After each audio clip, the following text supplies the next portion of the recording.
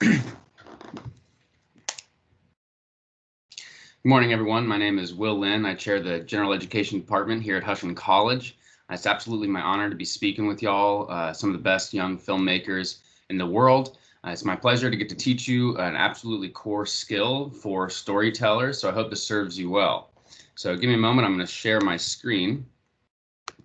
I'm sure you're all in your high school classes learning what that is all about, how that goes, how patient you have to be, even for a recorded session.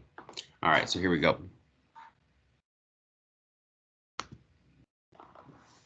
Okay, so where I want to start today, I just want to share with some opening questions. Well, first of all, let me tell you about my. Okay, let's start from here, from 2 minutes in. Why don't I see myself? I do. Okay.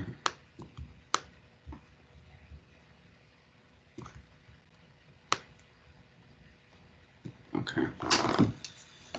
Good morning, everyone. Oh, that's why it is. That's what I want to do. I'm not sure yet.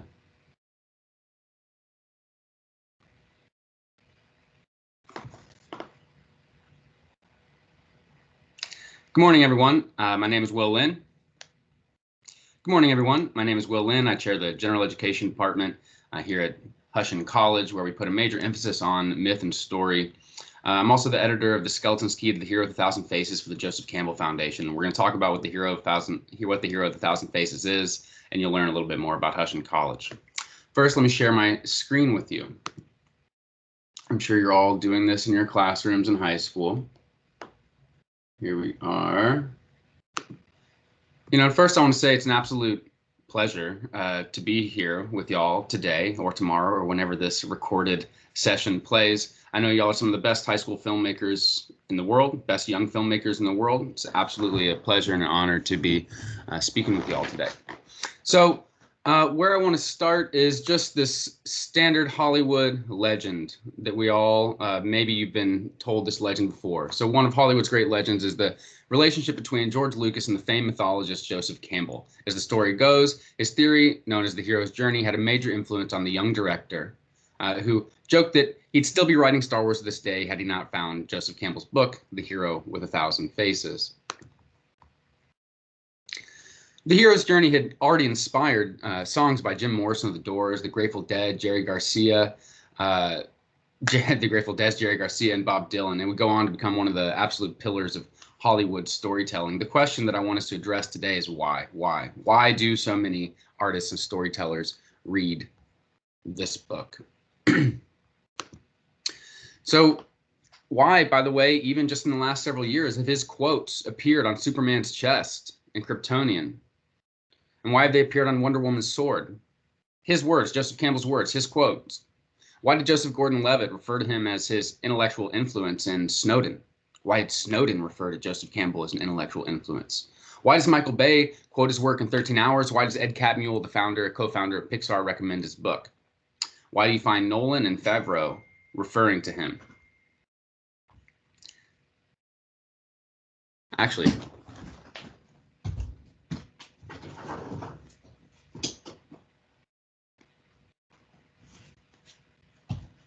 here we are. Here you have in Kryptonian, a Joseph Campbell quote from the most recent films. So what's going on? So honestly, the answer isn't singular, it's layered. The first answer and the most obvious reason is that to write powerful stories, it helps to study powerful stories. Done. Simple as that. The Hero with a Thousand Faces presents a narrative structure that Joseph Campbell found to recur in the world's most powerful stories. For some writers, that's it. These writers just want to copy the steps of the hero's journey. And this strand of thinking is very practical, very pragmatic. It's like the math class where you just really don't care to understand why a formula works. You just want to memorize it. The difference is that this formula comes from from the world's religions, from deep philosophical traditions. So this type of approach to story structure, just the practical approach, the pragmatic approach, is not to be dismissed. Hollywood story structure was forged in the fires of success and failure. It's about what works, first and foremost. The hero's journey and the Hero with a Thousand Faces is used because it works. It's worked for the most powerful stories of all time. It's worked for Star Wars, Steven Spielberg, George Miller, and countless others. And that's it. And that should be enough for you. It works and it's used, and you need to know how it works and what it is. So what I'd like to do, though, well, actually, let me take a step back and say before I move forward, this is my Trojan horse. I teach the hero's journey and other narrative structures in my course because they work. Along the way, however, we look down and realize that we're dealing with the world's most powerful stories, with its myths of Osiris, and Persephone, and the Holy Grail. So as we start digging into these myths, we start to get a feel for why the narrative structure that you see here, known as the hero's journey, is actually so powerful. It isn't an arbitrary formula. Hordes of screenwriters and storytellers use the hero's journey, which I will introduce to you now. But why? This is what we're going to do. We're going to pull the curtain back on Oz to see how this story gets woven. And what I'm excited to show you is that you actually already know this stuff. You already know the hero's journey. The hero's journey is powerful because it's already in your bones. It's already in your blood. It's in your pineal gland. Beneath the hero's journey are the narrative patterns of day and night, wake and dream, lunar months, procreation, mortality, and the seasons. You already know these stories. They've been taught to you in school, and they've been conditioning your body since before it was born. The talk is about everything the knowledge you already have. Sorry, the talk is about leveraging the knowledge you already have to teach you something essential, something screenwriters need to know. The hero's journey is story structure. So let's do a quick trip around the wheel to get a basic introduction to the Hero with 1,000 Faces, the hero's journey, and what this is all about.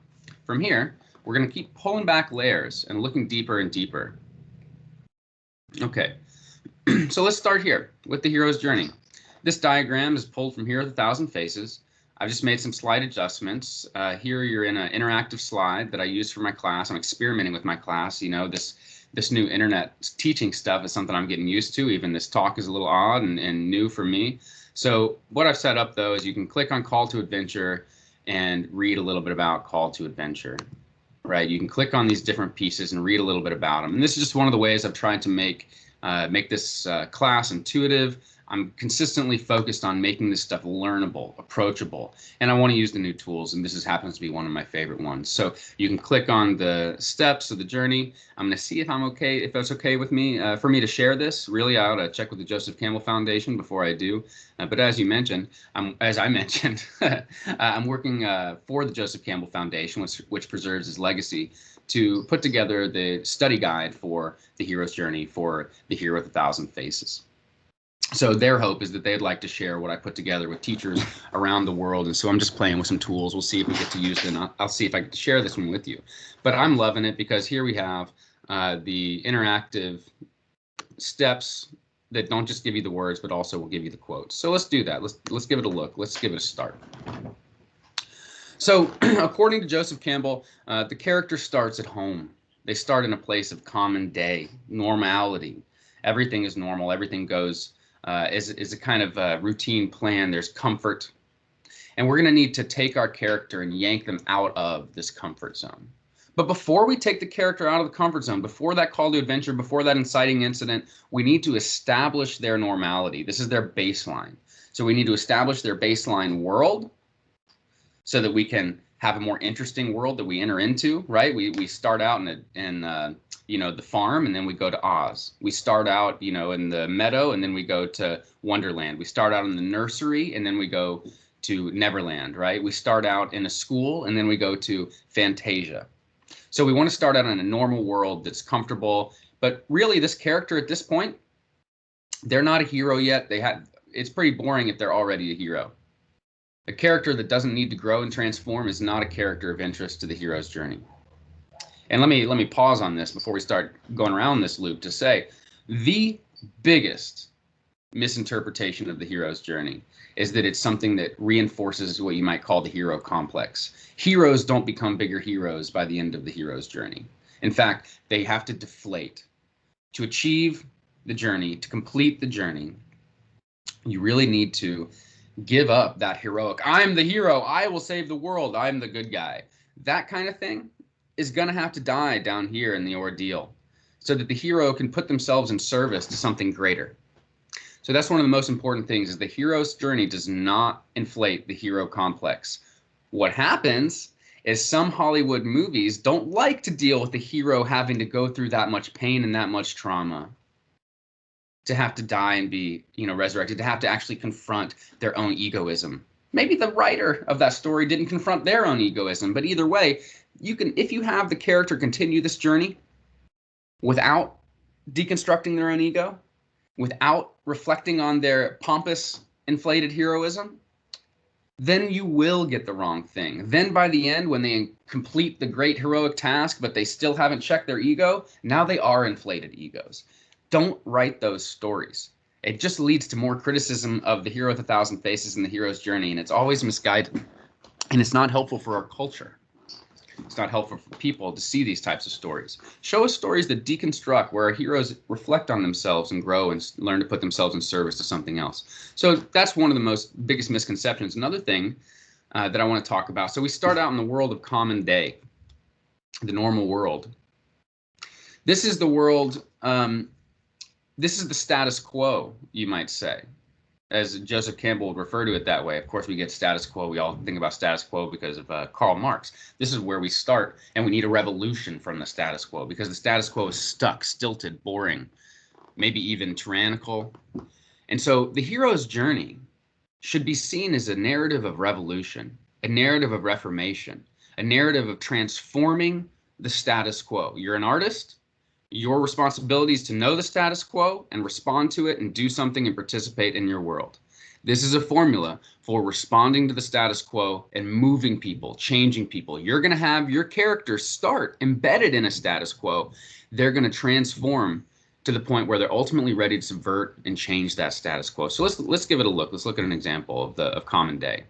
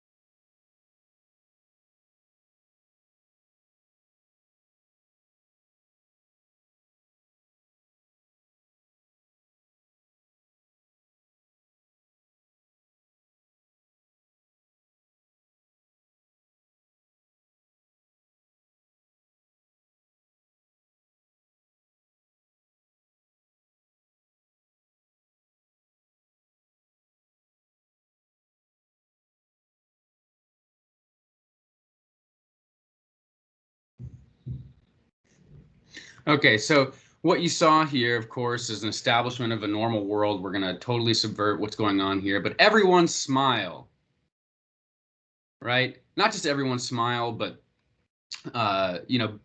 break anything that doesn't follow the instructions, right? So we've got a situation where we have a status quo. What we're going to find out in a Lego movie is that there's a tyrant beneath the surface. So I'm not going to show us yet, but I do want to point out, here we go. This is Nietzsche, one of the roots beneath Campbell's model. And we're going to go there next. But one of the roots beneath Campbell's model is Nietzsche in his allegory of man. And he talks about how we start inside the status quo, a beast of burden, and then we will ultimately subvert it. So this especially pronounced in this story.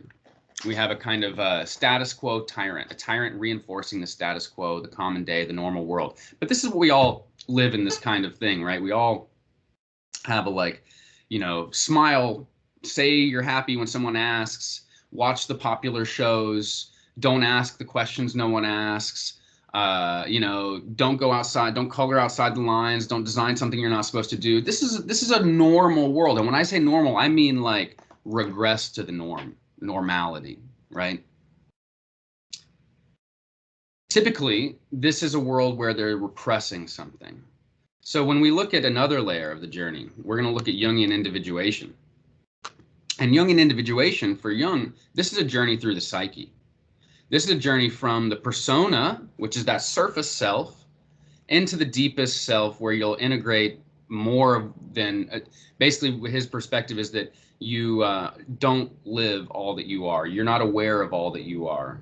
In order to become an 18-year-old woman, you were told that you were a woman, which means that whatever you associated with male, you might have put over here on the side, outside of your identity, which means that there may be time that it becomes time to start integrating in some of these things that you have intentionally disidentified with, but are still inside of you. This is Jung's theory, that basically our culture or you has something in your reality right now, right? You are repressing something out. You're keeping something out. There's a desire to integrate more that you could become.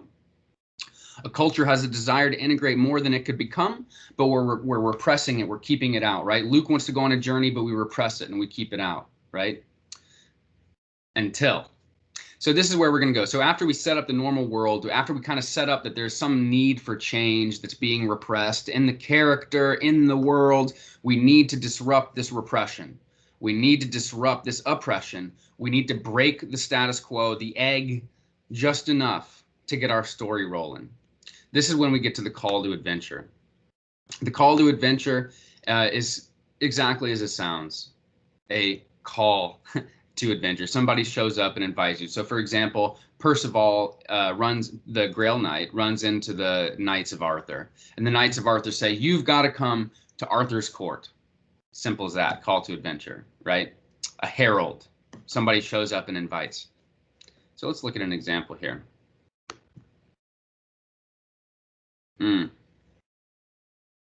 That video clip's not playing. Maybe I got another one.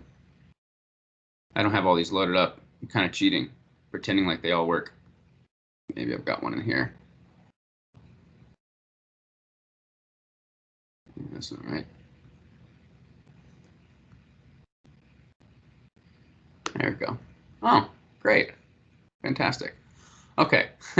So let's go through this clip because we got to talk about this morning. So let's imagine what happens in this scene. What this clip actually is of Katniss Everdeen, actually of her sister being called, so literally you've got the raffle. Who's going to be in the Hunger Games? Some random chance selection picked. It's going to be, Katniss' sister Prim. Katniss is going to just step forward and decide to stand up for her. So you see how she's going to be called, come stand up for your sister to adventure, and that this call in this case is connected to the inciting incident. So a later theorist, Chris Vogler, a guy that I work with, present with, we're doing a very special event with him and Darren Aronofsky coming up on October 22nd. So check out the website mythosophia.net if you want to see. That's up here, and you see it up in the top left. But anyway, Chris is really specific on, and yeah, I know his model switched. His goes clockwise, Campbell goes the other way. Who am I to square the difference between them? But anyway, he starts out again, ordinary world, call to adventure. He's adapting Joseph Campbell, but one of his adaptations is to say that the call to adventure is an inciting incident. And so I want to point something out to you. Basically, Chris Vogler, we're going to keep going around this journey and keep popping all over the place so we can amplify and deepen into what's going on. So Chris Vogler, where Joseph Campbell was using myths to make sense of the hero's journey, Chris Vogler turns around and starts using movie examples to explain it. He works for Disney. So you go from just mythological examples, he starts to simplify it and make it straightforward for storytellers with these basic steps, a little bit more basic, and he starts using movie examples to be really descriptive, and poof, boom, another huge wave of the hero's journey influencing Hollywood. And at this point, his book, The Writer's Journey, is is very accessible and one of the real starting places for people trying to get into the hero's journey. There's another another filmmaker named Blake Snyder, who wrote Save the Cat. And he also adapted the hero's journey, adjusts it, makes it a little bit more prescriptive for storytellers, adds all of both Vogler and Snyder are adding in some very standard story concepts. The acts, right? So Campbell doesn't have acts. He has separation, initiation, return, which Vogler continues, but he doesn't say act 1, act 2, act 3. Vogler's a filmmaker. He says act 1, act 2, act 3. Blake Snyder's a filmmaker. He says act 1, act 2, act 3. So they're all adding in some more of these film tropes, these more useful film concepts to integrate with the hero's journey to get to their model, Save the Cat or the writer's journey. And of course, I eventually integrate 10 million times as much as any of them into my model here. But let's stick with the granddaddy, with the hero's journey. Let's start here. We'll keep amplifying. So call to adventure. You start in your normal world. You're called to adventure. Now you're ready to go, but, you know, kind of scary, come to think of it. There are all these reasons you didn't adventure in the first place, and those still exist. They're all the reasons you were nervous about adventuring. And this is what we call the refusal of the call, a very standard step. You might hear it described as the reluctant hero. That's an example of, you know, new words on Joseph Campbell's words. Refusal of the call. And you're going to come across a million examples of these. People that would like to use words that aren't Campbell's so that they can use their own words, but they're basically the same thing. You're going to see it over and over. So called from the world of common day to go on a grand adventure. You refuse the call. You're scared to do it. I don't know, repressing your insecurities, etc., etc. And then something comes along to help you realize, I can do this. You know what? I can do this. Campbell calls it supernatural aid, the mentor, the helper. So when it's aid, it can be anything from a helmet of invisibility to a lightsaber. When it's a mentor, it can be anybody from Dumbledore or Athena. If you know the first mentor, the name mentor comes from Athena when she was the mentor to Telemachus, son of Odysseus. So that's where we get mentor. Mentors certainly can be women. So your mentor here, your supernatural aid. Now this is where Obi-Wan shows up and he says, "Come on, Luke, let's go to Alderaan." You know, Luke is like, "I don't know," you know, and he's like, you know, let's go. But he's patient with Luke.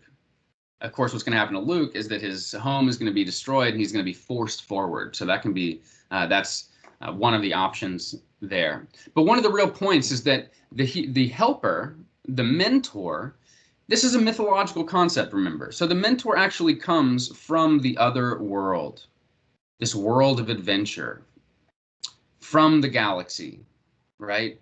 Or the rabbit comes from Oz, from Wonderland, right? And so the point is that this helper is often somebody from this world come up to grab the hero and take them here. But the other way to see this hero is what's called as a psychopomp, right? So it used to be believed that Osiris, that when the pharaoh died in Egypt, the pharaoh would go through these rituals to be reborn, and then they would be the psychopomp, the guide for you when you go through the journey. So a shaman, right, has already gone through his own or her own near-death experience. They've gone into their own dream world and healed themselves. Now they're going to go in with you and guide you. So this is called the psychopomp, the one who has gone on the journey before and is now going to guide you on the journey. So that's the mentor. They typically aren't just a wise old figure. They're typically somebody who's been there and done that and can show you the ropes and show you the ways. So this is Obi-Wan. So now we've got to leave this normal world and we've got to cross the threshold. Oh, we're not going to let me zoom in anymore, huh? Not at least while I'm sharing my screen. Bummer. Okay, so we're going to cross the threshold of adventure, as Joseph Campbell calls it. This is when we actually leave home and go to space, leave the farm and go to Oz, leave the nursery and go to Neverland, right? There's a threshold. And this threshold for many stories is like one of the most fun parts. Let's see an example.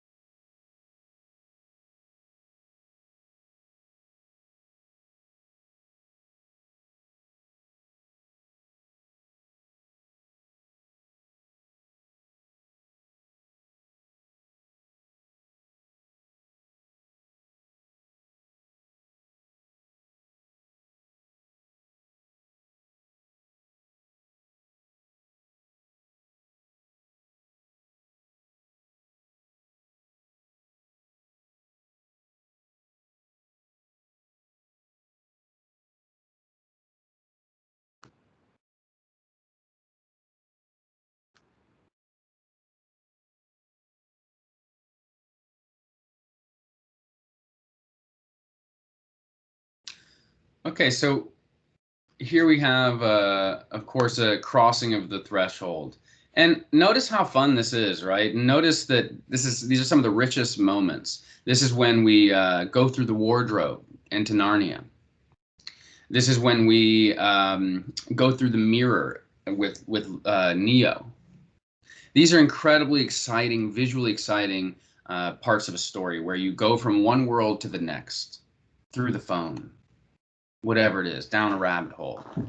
Don't skip these steps. These are fun steps. Jurassic Park, for example. In Jurassic Park, you're talking about, they go to the park. And you literally see them go through gate after gate after gate. And one of the things I want to share with you, let's see here. Yeah. One of the things I want to share with you is that, look, people have turned the hero's journey. I'm going to give you guys some warning signs. See, people have turned the hero's journey into a paint by numbers type of thing. You really don't want to do that. This idea that, okay, now we cross the threshold, beat. Well, in Jurassic Park, first, they cheers, okay, let's go on the journey. Cheers, I'll go with you on the journey. Then you have them on the helicopter crossing the water. Then you have them going through a great gate to get onto the island. Then you have them going through another gate in a car. Then you have them entering the building. Then you have them entering the room. Then you have them sitting down. So you have threshold after threshold after threshold instead of just one to give us this extended feeling of going deeper and deeper into another world. So a lot of times, these shouldn't be seen as beats. They should be seen as phases. So, for example, Neo isn't just called to adventure once. He doesn't just refuse once. The whole first act is like call after call after call. And he's like, I don't know, until finally at the end of Act 1, because this defines the end of Act 1, the decision, okay, I will go on the journey. Boom. That is where you're driving Act 1 to end. Okay, I'll go. This is... Vogler calls it the commitment. This is the narrative arc, or the character arc inside the narrative arc. This is the commitment, cross the threshold. Okay, I'll go on this journey. I'm coming with you. Cheers, let's go. Blue pill, let's go, right? Decision. Now, when you start to cross the threshold, it's very common that you're going to have some kind of threshold guardian. In Greek mythology, this is Cerberus, the three-headed dog. We've seen it in Harry Potter. Fluffy, of course, the three-headed dog. Another great example of myth inspiring a movie or a set of stories. Harry Potter, heavily inspired by myth. I love that she wrote this stories for 10 years before she even wrote a single story. Incredible. She really built out a mythos. She used magic, of course, but magic dovetails so much into myth. It's delightful for someone like me. Okay, so now you cross the threshold. You're in the other world. You ever jumped into a deep end? Cold? First, you're in shock. You've never been to this world. You don't know how it works. Imagine all of a sudden you go from daylight into the dark. Your eyes haven't even adjusted yet. So first is this feeling Campbell calls the other world sometimes the belly of the whale. And this is one of the first things he talks about when you cross into the other world, the sense that you've been swallowed up, this sense that you've entered into this other world, that you don't know how it works, you can't make sense of things, you're overwhelmed. But this is just a setup, right? Actually, in ritual initiations, this would be the time you'd be blindfolded. But so this setup is going to set us up for what happens next. Next, we're going to start learning. We're going to start figuring out how to work in this world.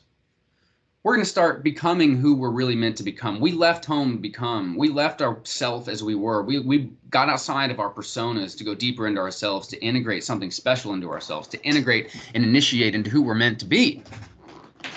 And so this is that coolest part of the story. This is that part of the story where you typically see montages of training or montages of putting together your suit. So let's watch an example.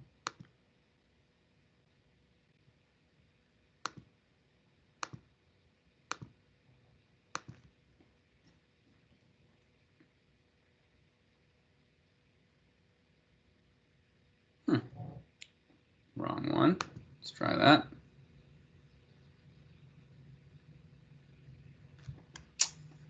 So notice, by the way, you're going to see that Iron Man's in his basement. So it's not just that we have Oz. We want to reinforce this idea. We're in the other world, so let's put him in his basement. Nervous you up? Well, you, sir, always. I'd like to open a new project file, indexed as Mark II. Shall I store this on the Stark Industries central database? Actually, don't know who to trust right now. Till further notice, why don't we just keep everything on my private server? Working on a secret project, are we, sir? I don't want this winding up in the wrong hands. That'd be mine. I can actually use some good. Oh. No, good for me. Right. Got me. Stay put. Nice. You're of no benefit at all. Move down to the top. I got it. Okay, I'm sorry. Am I in your way?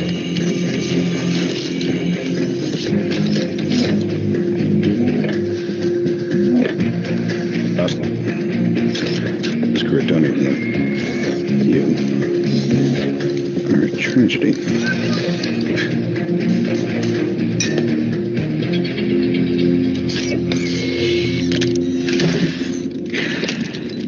Okay, let's do this right. Start mark half a meter and back to center. Dummy, look alive, and then stand by for fire safety. You, roll it. Okay. Activating hand controls. We're going to start off nice and easy. We're going to see 10% thrust capacity, achieve lift. And 3, 2, 1.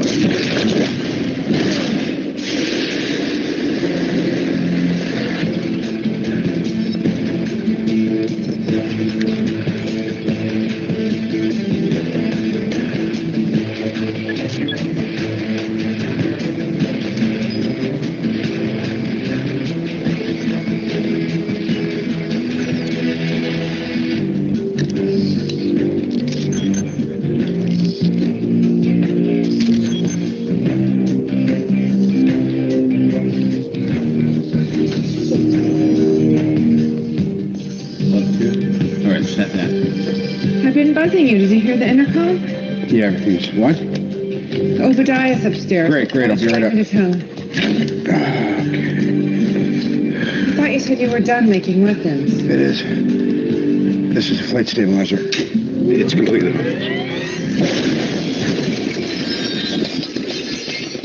I didn't expect that. Okay, so here you see one of my favorite reasons to use that particular clip is that his transformation, his initiation, his development, his test, literally their test, that's nice and all that good stuff. But also, he's working on his other self that he will ultimately integrate with himself. Tony Stark was a jerk with a huge ego and a huge persona who sold a ton of military weapons. It killed a lot of people.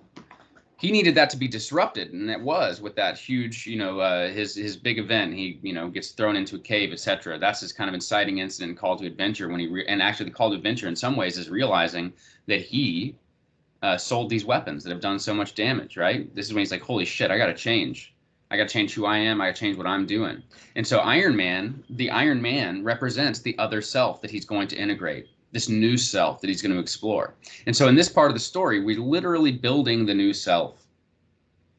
This could be Neo, learning all the new skills of working inside the Matrix or whatever it is. Or it could be you're in a relationship, right? You started out, you get called into the relationship, you meet that special person, you cross the threshold, you're committed to the relationship, but you don't know this person, you don't know how they work.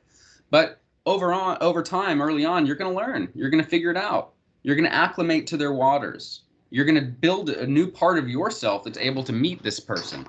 But it's not going to be a self that you didn't need or didn't want and didn't have. It's going to be something you already had that wanted to come forward. Because that's why you selected this partner in the first place.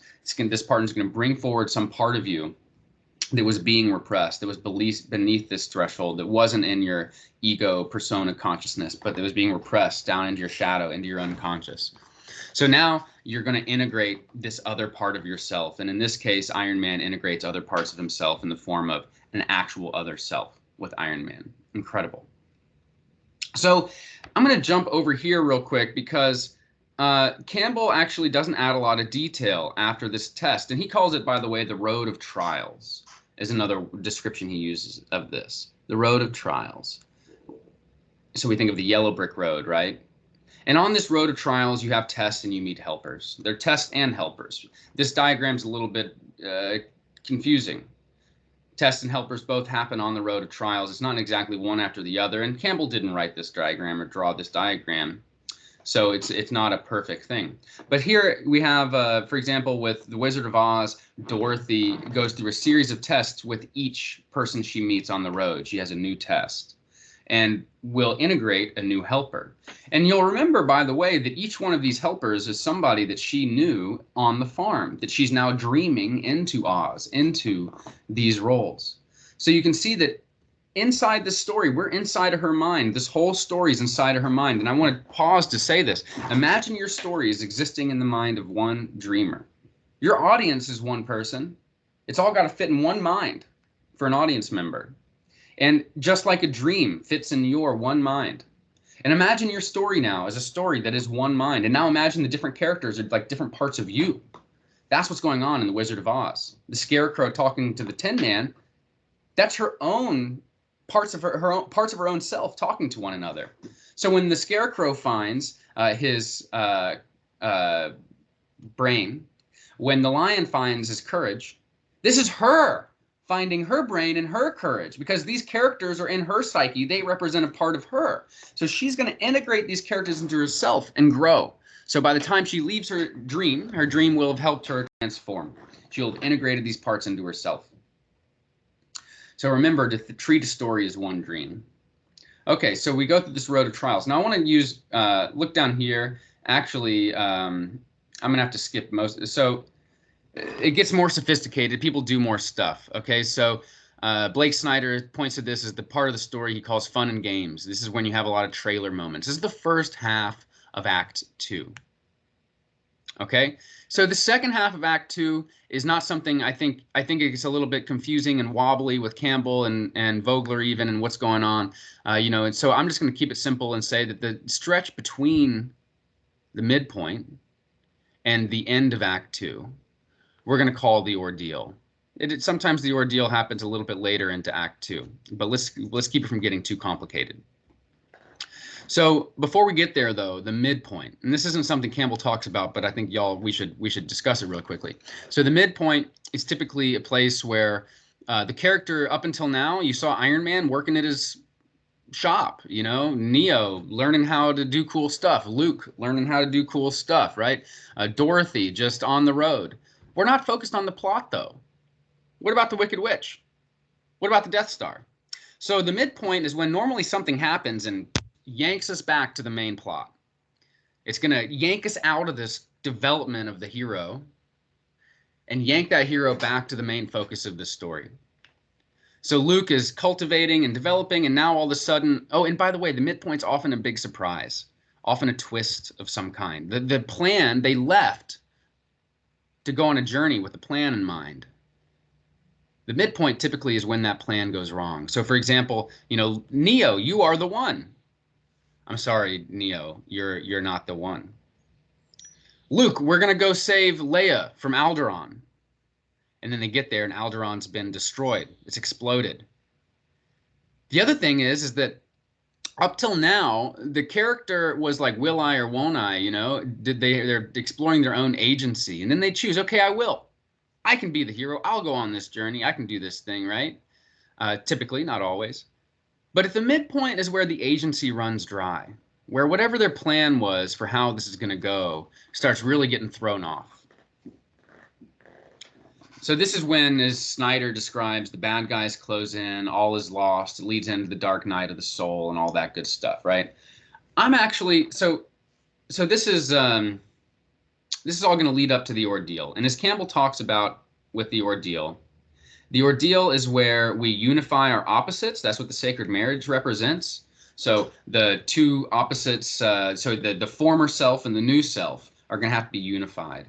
Or let's say that the journey is to integrate the masculine and feminine because this character is so masculine that their journey needs to be an integration of the feminine. This might be that moment where we're going to unify the masculine and feminine. And in a dream, what would that be? That would be an actual marriage in a dream. This is what's so cool about dreams, is they turn psyche into story, right? So to go from, you know, I'm integrating my masculine and feminine to a dream of a marriage between a man and a woman. Okay, so you've also got here another thing that tends to happen in the ordeal, according to Joseph Campbell, is a kind of atonement, at one-ment with the Father. But let's skip over this because some of these little pieces right here, atonement and apotheosis, they throw some people off. And they're not always in every story. And there's some other steps that show up in this table of contents that also, such as the woman is temptress. And there are some problematic steps. There's some stuff that needs to be handled with some gloves, you know, because this was written 70 years ago. And even though it was written in a way that shouldn't be for men or women, you know, Campbell was a man, and it slants a little bit in the masculine side, and doesn't have some of the insights that a woman might bring to it. So, you know, in my class, we talk about that, and we look at major mythic figures like Inanna and Persephone. But of course, Campbell is working with these as well. But let's skip. The ordeal has a number of nuanced steps that can be the most complicated and problematic. But the other step I want to point to in the ordeal is the elixir theft. So you've gone on the journey, and now you've got to get the plans, or you've got to get Leia, whatever that thing is, you've got to get the magic sword, the fire, whatever. This is where you get it, at the ordeal. And then with the ordeal, from here, you're going to now journey back and deliver that special elixir to save the world. This is really important and will really help you stretch your stories. Realize that between end of Act 1 and end of Act 2, you've got to get that thing you need to save the world. You're not saving the world with it. Don't get it and save the world at the same time. Get it at the end of Act 2, and now spend Act 3 struggling to implement it. You've got to now deliver it to the world. You've got all these reasons why you're not sure if you should. You've got the bad guy chasing you to try and get it back. You've got your regrets, your doubts, your regressions, right? So this is what we're going to do between the end of Act 2 and the completion of Act 3. We're going to go from stealing the elixir, that thing you need to save the day, and then we're going to come back and deliver it to the world to actually save the day. So let's look at an example of the flight.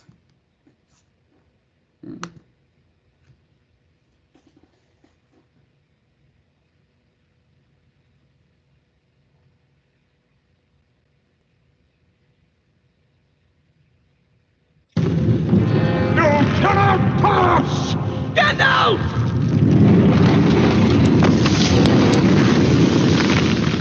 I am the servant of the secret fire, wielder of the flame of Arnor. The dark fire will not avail you, flame of Udun!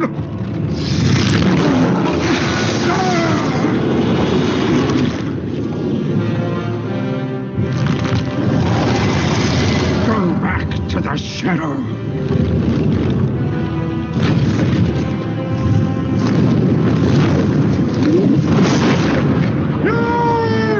Shall not pass!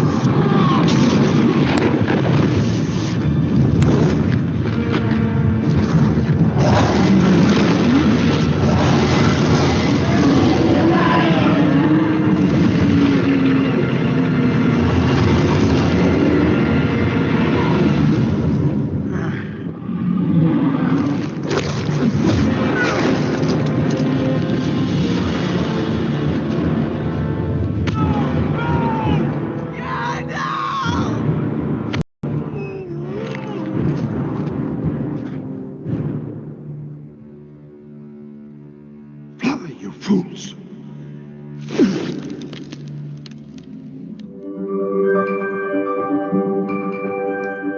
And then, of course, they flee, and you show scene after scene of them running, right? Running through the mountain, ultimately to escape out of the mountain. And this is also when you've got, for example, Indiana Jones and the Temple of Doom. This is when he's in the caves, you know, fleeing with the magic stones out of the mountain to escape, literally out of an underworld. And in this case, with Lord of the Rings, you actually have them in an underworld, in caverns, right? Now, one of the things I want to share with you is, in this case, this is a trilogy. What do you do with trilogies? How do you deal with story structure for trilogies? Typically, what you do is you do what's called a fractal. You repeat the pattern. So actually, this hero's journey, you can do the whole thing in an opening sequence. It's very common. Many Marvel movies, kind of action movies, will do a whole little micro hero's journey in the opening sequence. And then you'll have a kind of hero's journey of Act 1, and then a hero's journey of Act 2, and a hero's journey of Act 3.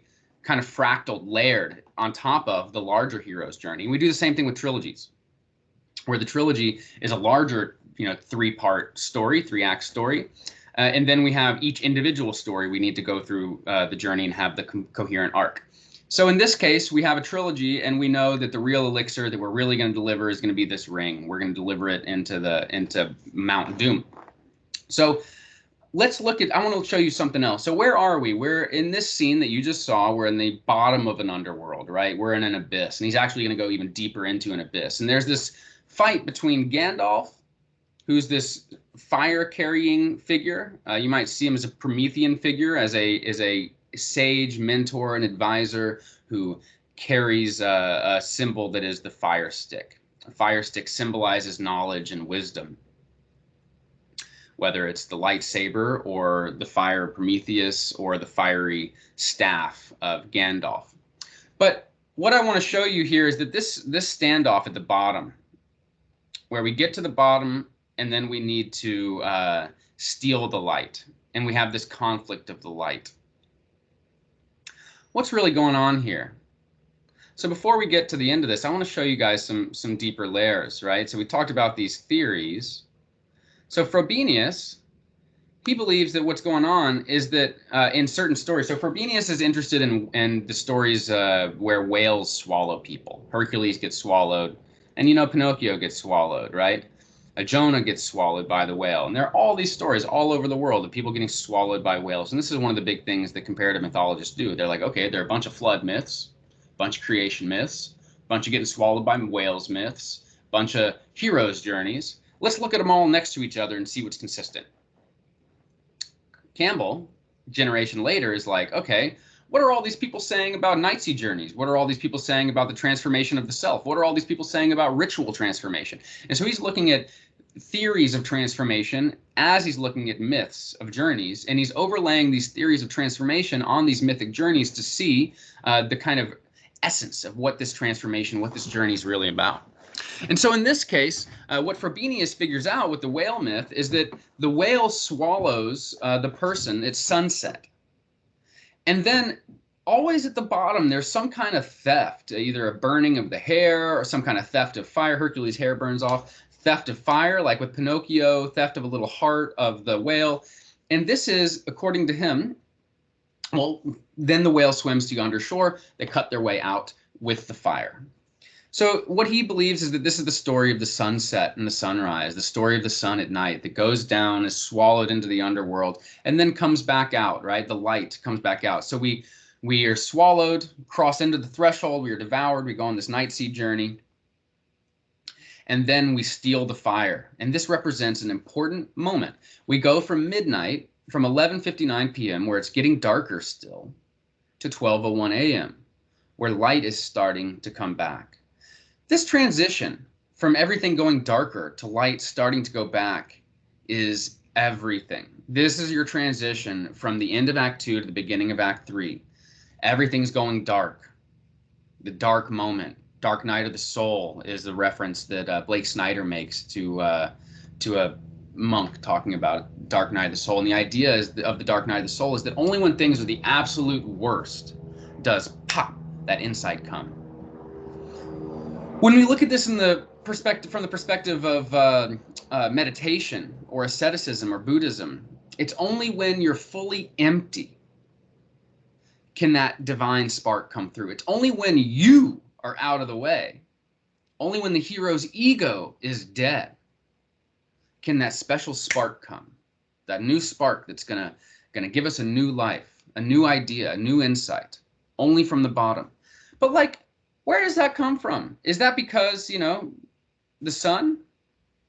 We're not going to have a lot of time to look at this, but I want to point out to you, this is where a lot of my work has gone. Where, so beneath the hero's journey, which evolved into the writer's journey and other movie structures and that kind of stuff, but beneath the hero's journey, you have all these narrative theories, and there are a few more I don't include in here. But beneath these narrative theories, of course, you have the myths that Campbell and these theorists are all studying. But why in the world are these there in the first place? Why are these patterns in the myths? To be discovered. to be used by major filmmakers to great effect. Well, my argument, what I've come to find, what I've come to see, is that beneath these structures are the structures that have been conditioning us forever. The story of day and night, the month, the year, waking and sleeping, procreation, life and death. And all we have to do is we need to just look at each of these cycles with the height, with the maximum and with the minimum. So maximum light of the year, of the day, maximum light of the day, high noon. Maximum light of the month, full moon. Maximum light of the year, summer solstice, longest day, right? So flip it around, what's the minimum? The minimum is the new moon, midnight, winter solstice. Or on an even larger scale, an eclipse, right? So we go from maximum to minimum, we wane. So this is really what's going on. So Campbell says that Freud was interested in the rise to the zenith of life, the kind of maturation from infancy to adulthood. And that Jung was interested in what happens after noon, when you start to integrate these other parts of yourself that you've repressed. And what Campbell is doing himself is he's giving us a journey that goes all the way through to the resurrection, all the way through to a new world. And this is into a new day, a new self, new day. And so this is what you see with these characters. All these characters, Persephone, Inanna, Osiris, Christ, they all go through some major underworld journey into a cave, into Hades, into hell, into the Amduat. And they'll all be reborn. So the entry into the underworld signifies their death. The return from the underworld signifies their birth or rebirth, transformation, resurrection. So let's get now. So let's go back to the hero's journey. So what is this step? This final step, or not final, but this crucial step, crossing the return threshold, is the resurrection, is the redemption of the wasteland. So the resurrection is when, so the hero of old, who he was before, who she was before, is called to transform. They cross the threshold, they go to this world that's away from home. They separate from who they were before, they initiate into who they're going to become, and now they need to integrate who they became into the world. They need to be reborn into the world with this new self. But along the way, along the flight, what's happening is they're thinking, oh man, I don't know. Do I really want to go forward with this? Should I go back? Should I regress? And all the demons chasing you out of the underworld in a movie or in a dream, they symbolize your own fear, your own potential to regress, to not complete the journey. And this is when you need to double down and recommit, rededicate to cross that threshold. And so you cross the threshold, and now there's going to be a sort of resurrection.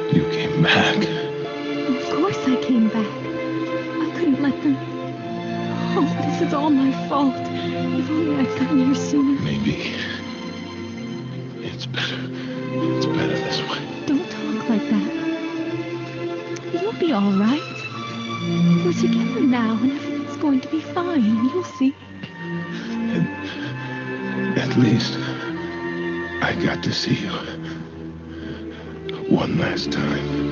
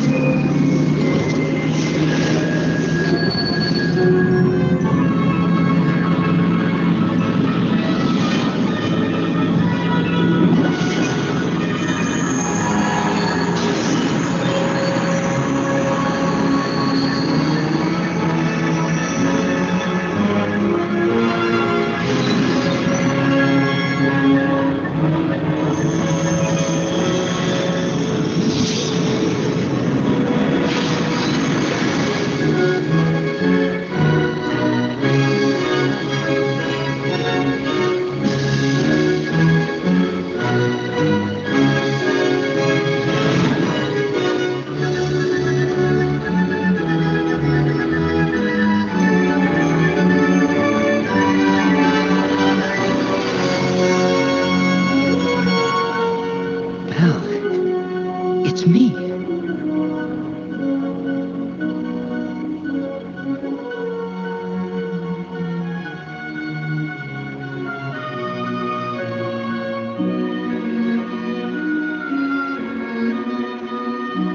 It is you.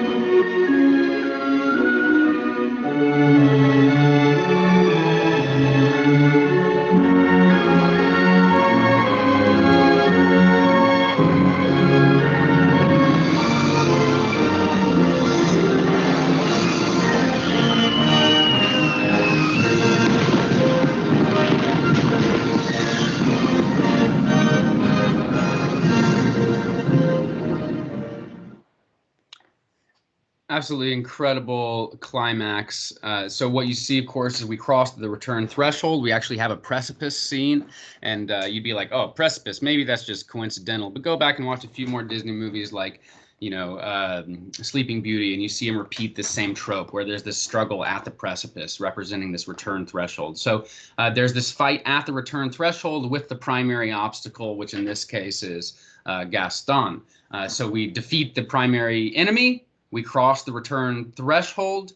The main character is resurrected after the delivery of an elixir. The delivery of an elixir in this case is love. He needs the love of a woman. She kisses him, loves him, awakens him. That is the beautiful fairy tale inversion, right? Instead of the man kissing the woman awake, the woman has kissed the man awake. And so he is now awakened, resurrected, transformed into his new self. And then we have what's called the redemption of the wasteland, which is a larger motif where the whole world is redeemed. The whole world is transformed. So we have a resurrection of the character, which represents the transformation of the character, which represents the thematic arc that you want to convey. You want to change the world, don't you? Some way or another. Well, have your character change in the way that you want your world to change, right? You heard Gandhi say, be the change you want to see in the world. We're your writers. Write the change you want to see in the world. Write the change you want to see in the world. Write your character, go through the transformation so that we as an audience can project into that transformation and experience it on our own. And that's represented by the hero's resurrection.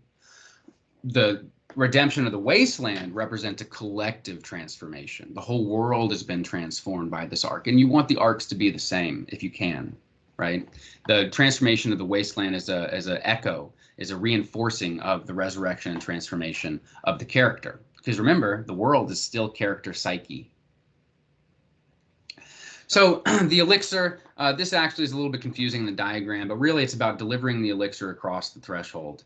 And then in Campbell's terms, you end up becoming master of two worlds. You can live in multiple worlds. I'm going to invite y'all to come check out this web page. You see what it is here. And I'm going to tell you the password is this.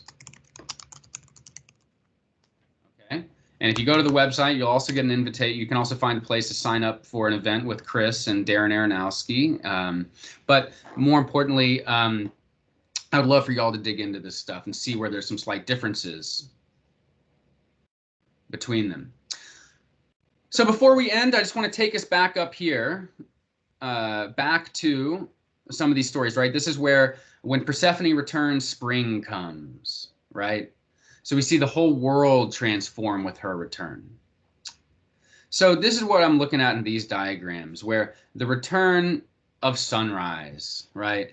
This is the spring equinox. We celebrate Christ's resurrection in conjunction with the spring equinox, the first full moon after the spring equinox. And we celebrate it at sunrise. So we celebrate the resurrection of Christ at sunrise in connection with the spring equinox, just to give you a sense, right? So the point is that these, what you start to see, and then won't get to really unpack them entirely, but this alignment of life cycles and light cycles around maximum and minimum unveils a lot of our metaphors, right? We can all of a sudden see why we connect birth with the sun, why we connect falling dead with sunset, right? Why we can connect the full moon or the full high noon with the maturity of life.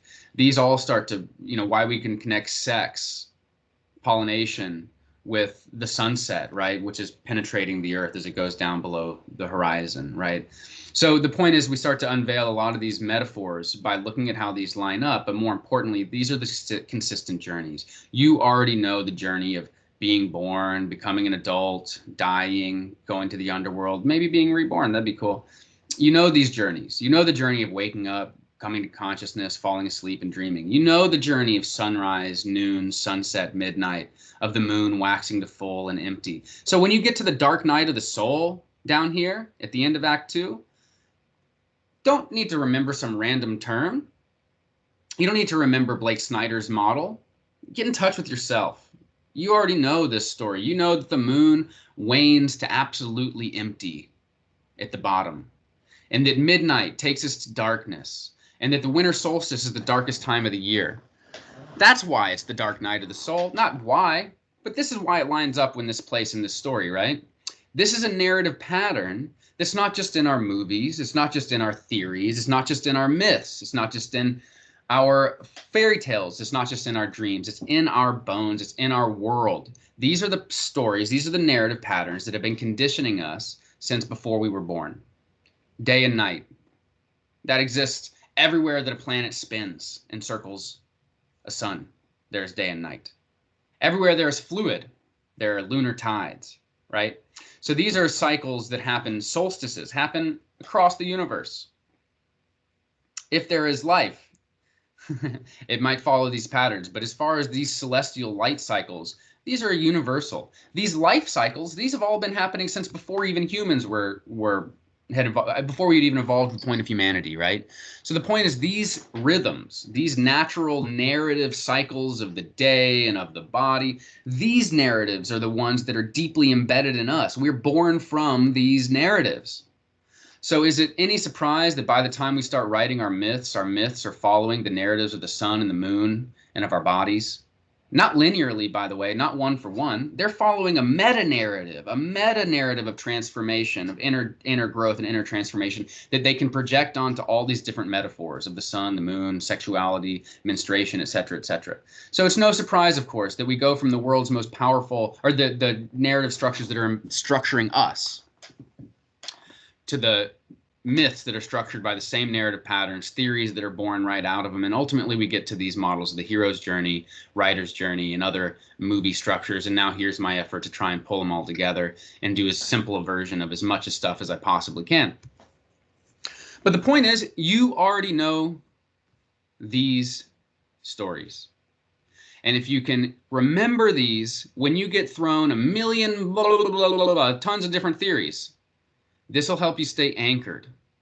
This will stay. Oh, wait a minute. No, I get this. This is just the story of the moon. This is just the story of the sun. This is just the story of mortality. Keep that in mind. Remember the riddle of the Sphinx. What walks on 4 legs in the morning, 2 legs at noon, and 3 legs in the afternoon? This is from Oedipus Rex, one of the most famous plays of all time. The answer is, of course, man, or humans. Humans crawl on 4 legs, stand tall on 2 as their adulthood, and then walk on a cane. This synthesis of the solar cycle with the human cycle in one of the earliest, most powerful plays of all time is just a good example of how this all works and where it started and where it would eventually iterate to. This integration, this recognition of the narrative cycles, narrative patterns of Oedipus, for example, and the narrative structure of the sun. is a very old, very ancient thing, and it's only gotten more sophisticated all to the way to the point of the hero's journey, which I hope you'll check out. I hope you'll come join me. An hour is like no time to cover this kind of material. It's rough. It kills me.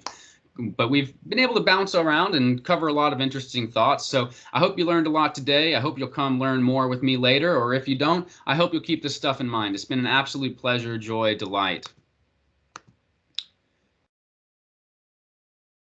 There I am. Thank you. Thank you all. I hope you got a lot out of this, and I hope you check out Alexander Philippe's talk on memory, or if he's talking about memory, whatever he's talking about, it's great. Alexander's a great guy. So I hope you'll check out his presentation as well. Thank you all. Check out Hutchin College. Look forward to meeting you and hopefully seeing you soon.